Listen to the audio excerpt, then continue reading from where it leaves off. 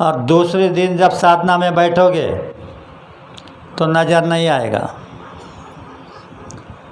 फिर तड़प पैदा होगी कि कल तो देखा था। कितने दिन बीत जाते हैं फिर से नज़र नहीं आता। जैसे जैसे तड़प बढ़ते जाती है, तड़प में संसार की आस्था कम होते जाती है और परमार्थ की आस्था बढ़ते जाती है। अभी हम संसार में हैं और यह संसार में परमार्थ का कुछ भी नहीं कर सकते, क्योंकि हमारा सारा शरीर पिंड में है। जीवात्मा का जो प्रकाश है यह पिंड में है और यह पिंड में मन और इच्छाओं का जोश है। यह देवताओं का जोश नहीं। यह तुमको बस इसे रखने के को रोकते हैं। इसलिए कहा मराठी में वो भी, हाथ धरोनी न्याम जाता। गुरु को आत्मा बता रही है कि हाथ धरोनी न्याम जाता, अगम निगम सुगमाला। तो हे गुरुवर, मेरी बाह पकड़ के लेके चलो। डोळे असुनी काही दिसेना। आँख तो है लेकिन कुछ दिखाई नहीं दे रहा है। डोळे असुनी काही दिसेना, ओळखू कसा मी त्याला। अब दिखाई नहीं दे रहा तो मैं कैसे पहचानूं? ऐकू ये पण ओळख नसता। तो तुमको कहा कि सुनो, तो सुनाई देता है। सुनना बहुत भारी काम नहीं, सुनाई देता है। नहीं भी उंगलियां डाली तो भी सुनाई देता है। ऐकू ये पण ओळख नसता। तो वो जो सुनाई दे रहा है वो आवाज़ किसका है, ये जब देखा नहीं तो उसके नाम में कैसे लगू? ऐकू ये पण ओळख नसता, लागू कसा नांदाला। कोण पाहतो कुणास पाहे, काय विषय बघण्याला। अभी ये जरा गड़बड़ी की बात है। शरीर तुम्हारा है तो कौन देख रहा है और किसको देख रहा है और देखने का सब्जेक्ट क्या है, ये होगा तब तो आप चलोगे। तुम्हारा ये निर्णय होगा तो तुमको जलगांव जाना है तो फिर जलगांव की गाड़ी पकड़ोगे। नहीं तो जाना है कोई भी गाड़ी में बैठ गए चले गए, ऐसे नहीं हो सकता है। तो इसलिए कहा कि कौन देख रहा है, किसको देख रहा है। तो ये महात्माओं के शब्द जरा अटपटे होते हैं। जन्म मरण ये खेल हमारा। जीवात्मा बता रही है कि जन्म मरण ये खेल हमारा, नहीं आशा अधुराशा। ये रास्ता है, ध्यान से सुनो। जन्मने का दुख नहीं, बच्चा पैदा होने का आनंद नहीं, ये खेल है जीवात्मा का। जन्म मरण ये खेल हमारा, नहीं आशा अधुराशा। तो तुम आशा और अधुराशा से अलग हो जाओ। यानी नाराज़ बिगड़ गया कुछ काम तो नाराज़ हो गए, कुछ प्राप्ति हो गई तो आनंद हो गया, तो इसलिए नाराज़ या आनंद में फंसे रहोगे। तो महात्मा बता रहे कि नहीं आशा अधुराशा। म्हणूनच म्हणतो धरा हाथ। तो इसीलिए कह रहा हूँ कि मेरी बाह पकड़ो। म्हणूनच म्हणतो धरा हाथ, अनुभव मज होण्याला। यानी मुझे अनुभूति हो जाए, मुझे सब मालूम हो जाए, इसके लिए बाह पकड़ के ले चलो। तो ये काम गुरु ही करते हैं, बाकी कोई नहीं करता। अगर मेरे जैसा बकबक करने वाला तुमको बताएगा कि मैं तुम्हें त्रिकुटी तक ले जाता हूँ, नहीं ले जा सकते। ये काम नहीं इंसान का ये काम है भगवान का, गुरु का काम है। इसलिए मैं बार बार सबसे समझा रहा हूँ कि खाली गुरु पे ध्यान करो, गुरु का ध्यान। कहा है आप गाते हो, गुरु का ध्यान कर प्यारे बिना इसके, गुरु का ध्यान करे बगैर यहाँ से छूटने वाले नहीं हो, वही तुमको छोड़ेंगे। और इसीलिए वो आए हैं। पीछे जिनको भेजा था कबीर, नानक, पलटू, दादू दरिया नाभा, इन्होंने धर्म की स्थापना की, पर उधर नहीं ले जा सकते।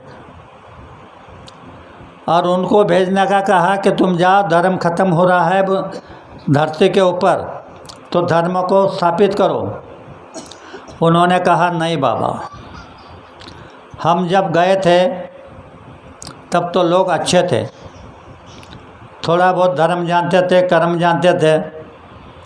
अब तो धर्म कर्म बिल्कुल ख़त्म हो गया है। उस समय कितनी तकलीफ़ हुई ये हमको मालूम है। तो इसलिए गुरु महाराज ने कहा मैंने इनको भेजा, नहीं माने तो आना पड़ा हमको। तो अंदाज़ा करो, जिनको मजबूर होकर आना पड़ा है, क्यों मजबूर हुए? जिनको अपने देश में रहने क्या हुआ था? तुम हम पशु पंछी कीड़े मकोड़े जितने भी जीव है इनके हैं। और रिवाज है, जब बच्चों को दर्द होता है, बच्चों को तकलीफ़ होती है, तो कदर बाप को आती है। तो ये पूरन धनी तुम्हारे हमारे लिए, इन जीवों के लिए सब कुछ छोड़कर मैदान में उतर पड़े तुम्हें ले जाने के लिए। आ गए तो यहाँ का कानून, ईश्वर से कहा कि मैं मेरे बच्चों को लेने के लिए आया हूँ। तो ईश्वर ने कहा ठीक है, तुम्हारे बेटे हैं, ले जाओ।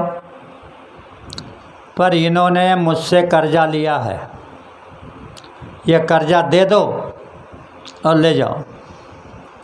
ये कर्जा अगर बताने जाऊं तो ये रात पूरी ख़त्म हो जाएगी। इतना कर्जा आपने लिया है और ये कर्जा ले देने बदल वह तुमको जाने नहीं दे रहा है। पर यह समर्थ है, कुछ भी करेंगे।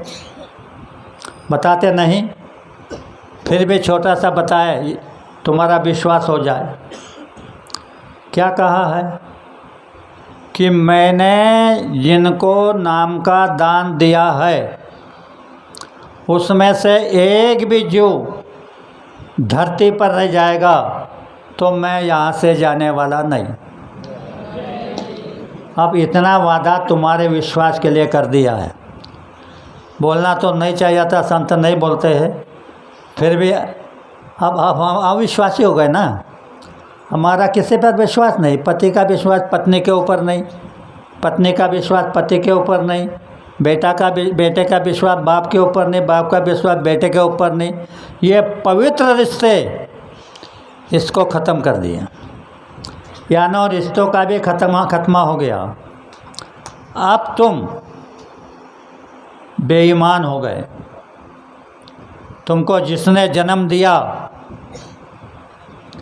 वो तुम्हारे लिए कचरा हो गया। अब गुरु तो दूर है, जन्म देने वाले ने तुमको जन्म दिया, छोटे से बड़ा किया, नहलाया धुलाया, पालन किया, पढ़ाया, सब कुछ किया, शादी करा दी। तो बाद में वही बच्चा माँ बाप से लड़ने लग गया।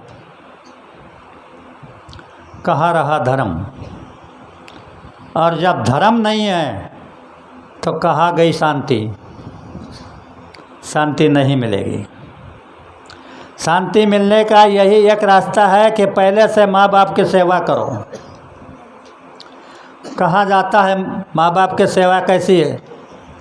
मन मध्य मासिस्त 16 सांधे पिंडासी। इस शरीर में 16 ये है जॉइंट।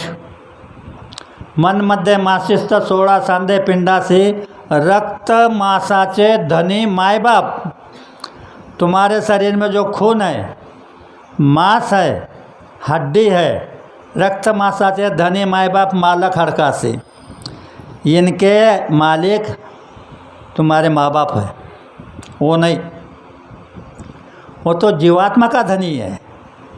ये तुम्हारा शरीर का धनी तुम्हारे माँ बाप है।